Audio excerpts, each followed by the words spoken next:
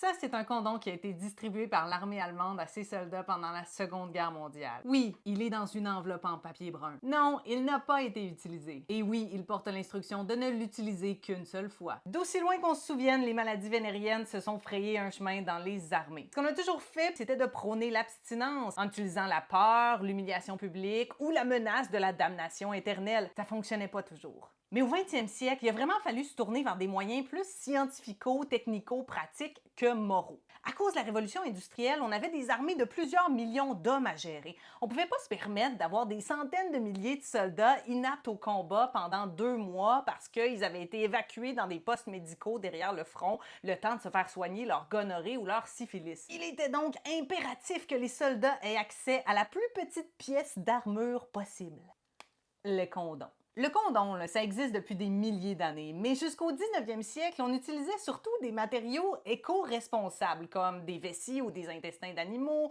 des feuilles, de la soie, du lin ou des carapaces de tortue.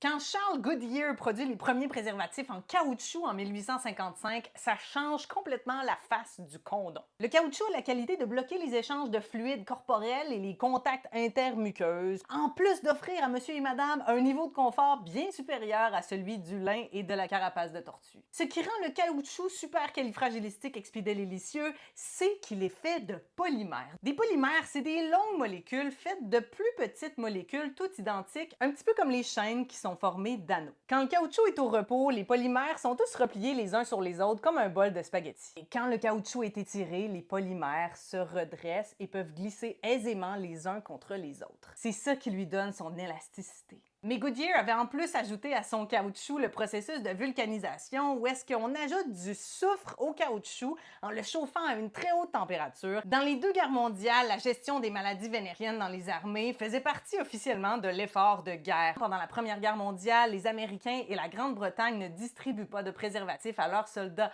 Résultat, dans l'armée américaine, en 1918, on compte 400 000 cas déclarés de syphilis et de gonorrhée. Pendant ce temps, dans l'armée canadienne, on rapporte que non seulement les soldats attrapaient des maladies vénériennes, mais faisaient aussi semblant d'en avoir pour écoper de quelques semaines de pause loin du front. Comment ils faisaient? Certains s'injectaient du lait caillé dans l'urètre. C'était pour imiter les décharges purulentes qui sont un des symptômes notamment de la gonorrhée. D'autres se frappaient simplement le pénis avec des marteaux pour créer des rougeurs et des lésions. Bref, rendu à la Seconde Guerre mondiale, tout le monde est d'accord que les condoms sont essentiels à l'équipement des soldats, et ce, même au milieu d'une pénurie globale de caoutchouc. Et oui, parce qu'à la guerre, il faut porter son gros casque et son petit casque.